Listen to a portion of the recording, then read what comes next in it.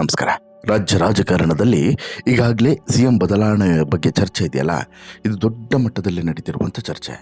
ಬಹುಶಃ ಯಾರೂ ಕೂಡ ಕಲ್ಪನೆಯನ್ನು ಕೂಡ ಮಾಡಿರಲಿಲ್ಲ ಈ ಪ್ರಮಾಣದಲ್ಲಿ ರಾಜ್ಯ ರಾಜಕೀಯದಲ್ಲಿ ಈ ಒಂದು ಚರ್ಚೆ ಇಷ್ಟು ದೊಡ್ಡ ಬಿರುಗಾಳಿಯನ್ನು ಸುಂಟರಗಾಳಿಯನ್ನು ಎಬ್ಬಿಸುತ್ತೆ ಅಂತೇಳಿ. ಮೇಲ್ನೋಟಕ್ಕೆ ಎಲ್ಲವೂ ಕೂಡ ಸರಿ ಇದೆ, ನಾವೆಲ್ಲರೂ ಕೂಡ ಚೆನ್ನಾಗಿದ್ದೇವೆ, ಅದರಲ್ಲೂ ಕೂಡ ಸಿ ಎಂ ಸಿದ್ದರಾಮಯ್ಯನವರು ಮತ್ತು ನಾನು ಭಾರಿ ಚೆನ್ನಾಗಿದ್ದೀವಿ ಅಂತೇಳಿ ಹೇಳ್ಕೊಂಡು ಬಂದಿರುವಂಥ ಡಿ ಕೆ ಶಿವಕುಮಾರ್ ಅವರು ಒಳಗೊಳಗೆ ಅಧಿಕಾರವನ್ನು ಪಡೆಯುವಂಥ ಸರ್ಕಸನ್ನು ಮಾಡ್ತಿದ್ದಾರೆ. ಈಗಾಗಲೇ 2 ಬಾರಿ ಬ್ರೇಕ್ಫಾಸ್ಟ್ ಮೀಟಿಂಗನ್ನು ಮಾಡಿರುವಂಥ ಡಿ ಕೆ ಶಿವಕುಮಾರ್ ಮತ್ತು ಸಿದ್ದರಾಮಯ್ಯ ಸೆಷನ್ನಲ್ಲೂ ಕೂಡ ಒಟ್ಟಿಗೆ ಕೂತು ಚರ್ಚೆಯನ್ನು ಕೂಡ ಮಾಡಿದ್ದಾರೆ. ಜೊತೆಗೆ ತಮ್ಮ ಬಣದ ನಾಯಕರಿಗೂ ಕೂಡ ಒಂದು ಸಂದೇಶವನ್ನು ರವಾನಿಸಿದ್ದಾರೆ. ಹೈಕಮಾಂಡ್ಗೂ ಈಗಾಗಲೇ ಸಂದೇಶವನ್ನು ರವಾನಿಸಿದ್ದಾರೆ. ಇದರ ಬೆನ್ನಲ್ಲೇ ದೆಹಲಿಯನ್ನು ತಲುಪಿರುವಂತಹ ಡಿ ಕೆ ಮತ್ತು ಸಿದ್ದು ಏನಾದರೂ ಒಂದು ಗಂಭೀರವಾದಂಥ ವಿಚಾರವನ್ನು ಹಿಡ್ಕೊಂಡು ವಾಪಸ್ ಬರಬಹುದು ಅನ್ನುವಂತಹ ಒಂದು ಆಲೋಚನೆಯಲ್ಲಿ ಬಹುತೇಕ ಎಲ್ಲರೂ ಕೂಡ ಇದ್ದಾರೆ. ಆದರೆ ಯಾವ ಮೂಮೆಂಟಲ್ಲಿ ಏನಾಗುತ್ತೆ ಅನ್ನುವಂಥ ಚಿಕ್ಕ ಇಮ್ಯಾಜಿನೇಷನ್ ಕೂಡ ಇರದಂಥ ಪರಿಸ್ಥಿತಿಯು ಕೂಡ ನಿರ್ಮಾಣ ಆಗಿದೆ ಅನ್ನೋದನ್ನು ನಾವಿಲ್ಲಿ ಅರ್ಥ ಮಾಡ್ಕೊಳ್ಬೇಕು. ಸ್ನೇಹಿತರೆ, ಕಾಂಗ್ರೆಸ್ನ ಮನೆ ಈಗ ಒಂದು ರೀತಿಯಲ್ಲಿ ಕಾದ ಕಬ್ಬಿಣದ ರೀತಿ ಆಗಿದೆ.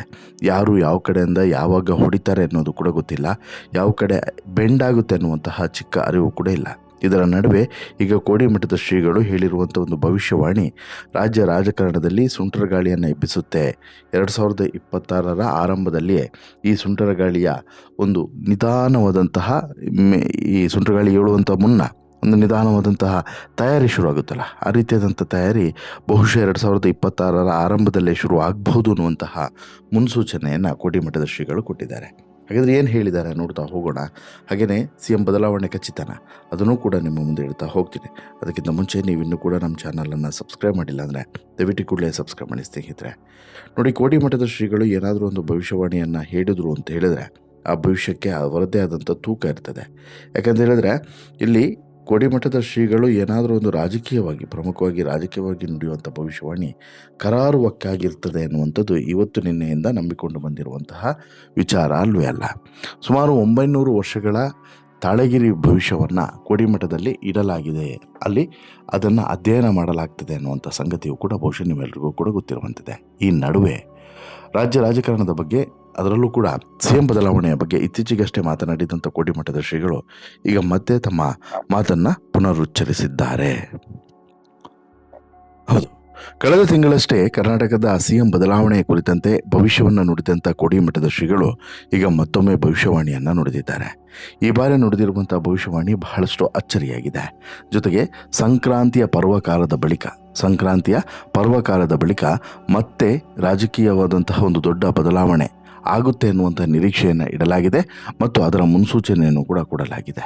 ಅದಕ್ಕೆ ಸಂಬಂಧಪಟ್ಟಂತೆ ಈಗಾಗಲೇ ರಾಜಕೀಯವಾಗಿ ಒಂದಷ್ಟು ಬೆಳವಣಿಗೆಗಳು ನಡೀತವೆ ಎನ್ನುವಂತಹ ಒಂದು ವಿಚಾರಗಳು ಕೂಡ ಈಗ ಗೊತ್ತಾಗ್ತಾ ಇದ್ದಾವೆ.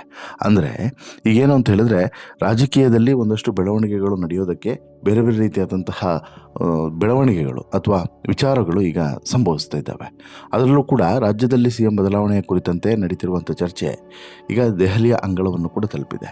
ರಾಜ್ಯದಲ್ಲಿ ಎಲ್ಲವೂ ಕೂಡ ಚೆನ್ನಾಗಿದೆ, ನಾವು ಇಬ್ಬರೂ ಕೂಡ ಚೆನ್ನಾಗಿದ್ದೇವೆ, ಸಿ ಎಂ ಬದಲಾವಣೆ ಬಗ್ಗೆ ಹೈಕಮಾಂಡ್ ತೀರ್ಮಾನ ಮಾಡುತ್ತೆ, ನಾವೇನು ಕೂಡ ಮಾತನಾಡೋದಿಲ್ಲ ಅಂತೇಳಿ ಡಿ ಕೆ ಮತ್ತು ಸಿದ್ದರಾಮಯ್ಯ ಇಬ್ಬರು ಕೂಡ ಹೇಳಿದರೂ ಕೂಡ ರಾಜ್ಯ ರಾಜಕೀಯದ ಕೆಲವೊಂದಷ್ಟು ನಾಯಕರುಗಳು, ಅದರಲ್ಲೂ ಕೂಡ ಈ ಡಿ ಕೆ ಬಣದವರು, ಸಿದ್ದು ಬಣದವರು ಆಡ್ತಿರುವಂಥ ಮಾತುಗಳು ಆಗಾಗ ಬೆಂಕಿಗೆ ತುಪ್ಪ ಸುರಿಯುವಂಥ ಕೆಲಸವನ್ನು ಮಾಡ್ತಿದ್ದಾರೆ. ಅದರಲ್ಲೂ ಕೂಡ ಸಿದ್ದರಾಮಯ್ಯನವರ ಪುತ್ರ ಯತೀಂದ್ರ ಸಿದ್ದರಾಮಯ್ಯನವರು ಇತ್ತೀಚೆಗೆ ಹಾಕಿದಂಥ ಮತ್ತೊಂದು ಬಾಂಬು ಅಂದರೆ ಡಿ ಕೆ ಸಿ ಎಂ ಪೋಸ್ಟನ್ನು ಕೇಳಿದಂತೂ ಹೌದು, ಬಟ್ ಹೈಕಮಾಂಡ್ ನಿರಾಕರಿಸಿದೆ ಅಂತೇಳಿ ಹೇಳಿದಂಥ ಒಂದೇ ಒಂದು ಮಾತು ರಾಜ್ಯ ರಾಜಕಾರಣದಲ್ಲಿ ಮತ್ತೆ ಬಿರುಗಾಳಿಯನ್ನು ಎಬ್ಬಿಸಿತ್ತು. ಎಲ್ಲವೂ ಕೂಡ ತಣ್ಣಗಾಗಿದ್ದಂತಹ ವಿವಾದ ಮತ್ತೆ ಶುರುವಾಗೋದಕ್ಕೆ, ಮತ್ತೆ ಆ ಕಾವನ್ನು ಪಡೆದುಕೊಳ್ಳೋದಕ್ಕೆ ಕಾರಣವಾಗಿದೆ ಯತೀಂದ್ರ ಸಿದ್ದರಾಮಯ್ಯನವರ ಸ್ಟೇಟ್ಮೆಂಟು. ಅದಾದ ಬಳಿಕ ಕೆಲವೊಂದಷ್ಟು ಜನ ಈ ಡಿ ಕೆಯ ಬೆಂಬಲಿಗರು ಕೂಡ ಆಕ್ರೋಶವನ್ನು ಹೊರಗಡೆ ಹಾಕ್ತಾರೆ. ಹಾಗೆಯೇ ಈ ಯತೀಂದ್ರ ಹೇಳಿಕೆಗೆ ವಿರೋಧವನ್ನು ವ್ಯಕ್ತಪಡಿಸ್ತಾರೆ. ಅಷ್ಟು ಮಾತ್ರವಲ್ಲ, ಡಿ ಕೆ ಸಿ ಎಂ ಆಗಲೇಬೇಕು ಅನ್ನುವಂಥ ಶಪಥವನ್ನು ಕೂಡ ಮಾಡ್ತಾರೆ. ಅದರ ಪೂರ್ವಭಾವಿ ಈಗಾಗಲೇ ಮೀಟಿಂಗ್ಗಳನ್ನು ಕೂಡ ಮಾಡಲಾಗ್ತಿದೆ. ಅಲ್ಲಲ್ಲಿ ಚರ್ಚೆಗಳನ್ನು ಮಾಡಿ ಅದಕ್ಕೆ ಸಂಬಂಧಪಟ್ಟಂಥ, ಅಂದರೆ ಡಿ ಕೆ ಅವರನ್ನು ಸಿ ಎಂ ಮಾಡಬೇಕು ಅನ್ನುವಂಥ ವಿಚಾರಕ್ಕೆ ಸಂಬಂಧಪಟ್ಟಂಥ ತಯಾರಿಗಳನ್ನು ಕೂಡ ಗುಟ್ಟಾಗಿ ಮಾಡಲಾಗ್ತಿದೆ. ಅದರಲ್ಲೂ ಕೂಡ ಕೆಲವೊಂದಷ್ಟು ಜನ ಡಿ ಕೆ ಫಾಲೋವರ್ಸ್ಗಳು ಇದರ ಮುಂಚೂಣಿಯನ್ನು ವಹಿಸಿಕೊಂಡು ತಮಗೆ ಬೇಕಾದಂತಹ ರೀತಿಯಲ್ಲಿ, ಅಂದರೆ ಡಿ ಕೆಗೆ ಅಧಿಕಾರವನ್ನು ಕೊಡಿಸುವಂಥ ರೀತಿಯಲ್ಲಿ ಏನೆಲ್ಲ ಮಾಡಬೇಕು ಅದನ್ನು ಮಾಡ್ತಾ ಇದ್ದರೆ, ಇನ್ನೊಂದು ಕಡೆ ಕೋಡಿಮಠದ ಶ್ರೀಗಳು ಮಾತ್ರ ಸ್ಫೋಟಕವಾದಂಥ ಭವಿಷ್ಯವಾಣಿಯನ್ನೇ ಈ ಬಾರಿ ನುಡಿದಿದ್ದಾರೆ. ಅದು ಸಿ ಎಂ ಬದಲಾವಣೆಗೆ ಕುರಿತಂತೆ. ಹೌದು, ಕರ್ನಾಟಕದಲ್ಲಿ ಸಿಎಂ ಬದಲಾವಣೆ ಬಗ್ಗೆ ಇದೇ ಮೊಟ್ಟ ಮೊದಲ ಬಾರಿಗೆಲ್ಲ ಕೋಡಿಮಠದ ಶ್ರೀಗಳು ಹೇಳಿರುವಂಥದ್ದು. ಇದಕ್ಕೂ ಹಿಂದೆ ಸಾಕಷ್ಟು ಸ್ಥಳದಲ್ಲಿ ಸಾಕಷ್ಟು ಸಲ ಬೇರೆ ಬೇರೆ ರೀತಿಯಾದಂತಹ ಭವಿಷ್ಯವಾಣಿಯನ್ನು ಕೋಡಿಮಠದ ಶ್ರೀಗಳು ಹೇಳಿದ್ದಾರೆ. ಏನಿದ್ರೂ ಕೂಡ ಮಕರ ಸಂಕ್ರಾಂತಿಯ ಪರ್ವಕಾಲದ ನಂತರ ಈ ಸಿಎಂ ಬದಲಾವಣೆ ಅನ್ನುವಂಥ ವಿಚಾರವನ್ನು ಈಗ ಹೇಳಿದ್ದಾರೆ. ಹೌದು, ಮುಂದಿನ ಮಕರ ಸಂಕ್ರಾಂತಿಯ ಶುಭ ಪರ್ವದಲ್ಲಿ ಕರ್ನಾಟಕ ಕಾಂಗ್ರೆಸ್ನ ರಾಜಕೀಯದ ಈ ಬಿರುಕುಗಳು ಅಥವಾ ಈ ವಿವಾದಗಳು ಸುಖಾಂತ್ಯ ಕಾಣಲಿದೆ ಅಂತ ಹೇಳ್ಬಿಟ್ಟು ಕೋಡಿಮಠದ ಶ್ರೀಗಳು ಹೇಳಿರುವಂಥದ್ದು ಕುತೂಹಲ ಇನ್ನಷ್ಟು ಹೆಚ್ಚಾಗುವಂತೆ ಮಾಡಿದೆ. ಹೌದು, ಕರ್ನಾಟಕ ಕಾಂಗ್ರೆಸ್ನ ಅಧಿಕಾರ ಹಸ್ತಾಂತರದ ಈ ಚರ್ಚೆಗಳು ಅಥವಾ ವಿವಾದಗಳು ಇವೆಲ್ಲವೂ ಕೂಡ ಸುಖಾಂತ್ಯ ಆಗುವಂಥದ್ದು ಸಂಕ್ರಾಂತಿಯ ನಂತರ ಮತ್ತು ರಾಜ್ಯ ಬಜೆಟ್ನ ನಂತರ ಅಂಥೇಳಿ ಕೋಡಿಮಠದ ಶ್ರೀಗಳು ಹೇಳಿದ್ದಾರೆ. ಆದರೆ ಸುಖಾಂತ್ಯ ಯಾರ ಪರವಾಗಿ ಆಗಲಿದೆ ಅನ್ನೋದು ಮಾತ್ರ ಈಗ ಹೇಳೋದಕ್ಕೆ ಅಸಾಧ್ಯ. ಅದನ್ನು ಮಾತ್ರ ಈಗ ನಾನು ಹೇಳೋದಿಲ್ಲ ಅನ್ನುವಂತಹ ಒಂದು ಕ್ಯೂರಿಯಾಸಿಟಿಯನ್ನು ಅಲ್ಲೇ ಉಳಿಸಿ ಹೋಗಿದ್ದಾರೆ. ಅಂದರೆ ಇಲ್ಲಿ ಸಂಕ್ರಾಂತಿ ಅಷ್ಟೊತ್ತಿಗೆ ಬಜೆಟ್ ಕೂಡ ಮಂಡನೆ ಆಗ್ತದೆ, ಅಷ್ಟೊತ್ತಿಗೆ ಎಲ್ಲದೂ ಕೂಡ ಕ್ಲಿಯರ್ ಆಗ್ತದೆ. ಬಟ್ ಯಾರ ಪರವಾಗಿ ಆಗ್ತದೆ ಅದು ಈಗ ಒಂದು ರೀತಿಯಲ್ಲಿ ಅಡ್ಡಗೋಡೆಯ ಮೇಲೆ ದೀಪವನ್ನು ಇಟ್ಟಂತೆ ಶ್ರೀಗಳು ಹೇಳಿದ್ದಾರೆ. ಅಂದರೆ ಇಲ್ಲಿ ಕ್ಲಾರಿಟಿಯನ್ನು ಕೊಟ್ಟಿಲ್ಲ, ಡಿ ಕೆ ಪರವಾಗಿ ಆಗ್ತದೋ ಸಿದ್ದರಾಮಯ್ಯ ಪರವಾಗಿ ಆಗ್ತದೋ ಅನ್ನೋದನ್ನು ಕ್ಲಾರಿಟಿ ಕೊಟ್ಟಿಲ್ಲ. ಬಟ್ ಒಂದಂತೂ ನಾವು ಇಮ್ಯಾಜಿನೇಷನ್ ಮಾಡ್ಬೋದು. ಏನು ಅಂತ ಹೇಳಿದ್ರೆ, ಈಗ ಸಂಕ್ರಾಂತಿಯ ನಂತರ ಬಜೆಟ್ ಮಂಡನೆ ಆದ ನಂತರ ಅಂತ ಹೇಳಿದ್ರೆ ಅಲ್ಲಿಗೆ ಸಿದ್ದುದು ರೆಕಾರ್ಡ್ ಕೂಡ ಆಗ್ತದೆ, ಹೈಯೆಸ್ಟು ಅಧಿಕಾರಾವಧಿಯನ್ನು ಅನುಭವಿಸಿದಂತಹ ಒಬ್ಬ ಶಾಸಕ ಅನ್ನುವಂಥದ್ದು. ಎರಡನೇದು, ಈ ಹೈಯೆಸ್ಟ್ ಬಜೆಟನ್ನು ಮಂಡನೆ ಮಾಡಿದಂತಹ ಒಬ್ಬ ಹಣಕಾಸು ಸಚಿವ ಕಮ್ ಮುಖ್ಯಮಂತ್ರಿ ಎನ್ನುವಂಥ ಹೆಗ್ಗಳಿಕೆ. ಇವೆರಡೂ ಕೂಡ ಸಿದ್ದರಾಮಯ್ಯನವರ ಹೆಸರಿನಲ್ಲಿ ಇತಿಹಾಸದ ಪುಟದಲ್ಲಿ ದಾಖಲಾಗುವುದರಿಂದ ಅದನ್ನು ಅಳಿಸೋದಕ್ಕೆ ಸಾಧ್ಯವಿಲ್ಲ. ಹಾಗಾಗಿ ಸದ್ಯದ ರಾಜಕೀಯ ಪರಿಸ್ಥಿತಿ ಮತ್ತು ಮುಂದಿನ ರಾಜಕೀಯ ಪರಿಸ್ಥಿತಿಯಲ್ಲೂ ಕೂಡ ಅದು ಅಸಾಧ್ಯ. ಹೀಗಾಗಿ ಈ ನಂಬರ್ 1 ಪೊಸಿಷನ್ನಲ್ಲಿ ಸಿದ್ದು ನಿಲ್ಲೋದ್ರಿಂದ ಬಹುಶಃ ನಂತರ ಮಕರ ಸಂಕ್ರಾಂತಿಯ ನಂತರ ಅಧಿಕಾರವನ್ನು ಬಿಟ್ಟುಕೊಡುವಂಥ ಚಾನ್ಸಸ್ ಇದೆ ಅನ್ನುವಂಥ ಮಾತುಗಳು ಕೂಡ ಕೇಳಿ ಬರ್ತಿದ್ದಾವೆ. ಇಷ್ಟೇ ಅಲ್ಲ, ಇದರ ಜೊತೆಗೆ ಕೋಡಿಮಠದ ಶ್ರೀಗಳು ಮತ್ತೊಂದು ಮಾತನ್ನು ಕೂಡ ಹೇಳಿದ್ದಾರೆ. ಸಂಗಮೇಶನು ಅರಿವನೇ, ಆದರೆ ಒಳಹಡ್ಡಿ ಬಂದಿದೆ. ಶಿವನ ಮಡಿಯ 2 ದಂಡು ಮಲ್ಲಿಗೆಗಳು ಶಿವನ ಬಲಪಾದವನ್ನು ಸೇರಿದೆ. ಮುಂದೆ ಎಲ್ಲವೂ ಕೂಡ ಸುಖಾಂತ್ಯವಾಗಲಿದೆ. ಸಂಕ್ರಾಂತಿ ಬಜೆಟ್ ನಂತರ ರಾಜ್ಯ ರಾಜಕೀಯದಲ್ಲಿ ಬದಲಾವಣೆ ಆಗಲಿದೆ.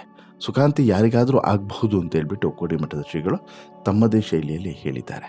ಇನ್ನು ತಾಳಗಿರಿ ಆಧಾರಿತ ಭವಿಷ್ಯವನ್ನು ನುಡಿಯುವಂಥ ಹಾಸನ ಜಿಲ್ಲೆಯ ಅರಸೀಕೆರೆ ಹಾರ್ನಹಳ್ಳಿಯ ಕೋಡಿಮಠದ ಈ ಮಹಾಸಂಸ್ಥಾನದ ಡಾಕ್ಟರ್ ಶಿವಾನಂದ ಶಿವಯೋಗಿ ರಾಜೇಂದ್ರ ಸ್ವಾಮೀಜಿಗಳು ನಮ್ಮ ದೇಶದಲ್ಲಿ ಮತ್ತು ಈ ದೇಶದ ಭವಿಷ್ಯಕ್ಕೆ ಸಂಬಂಧಪಟ್ಟಂತೆ, ರಾಜಕೀಯ ಭವಿಷ್ಯಕ್ಕೆ ಸಂಬಂಧಪಟ್ಟಂತೆ ತುಂಬ ಭವಿಷ್ಯವಾಣಿಗಳನ್ನು ಹೇಳ್ತಾರೆ ಮತ್ತು ಆ ಭವಿಷ್ಯವಾಣಿಗಳು ಕರಾರುವಕ್ಕಾಗಿ ನಡೆಯುತ್ತೆ ಅನ್ನುವಂಥ ನಂಬಿಕೆ ಇವತ್ತು ನಿನ್ನೆಯಿಂದಲ್ಲ ಸಾಕಷ್ಟು ವರ್ಷಗಳಿಂದ ಇದೆ.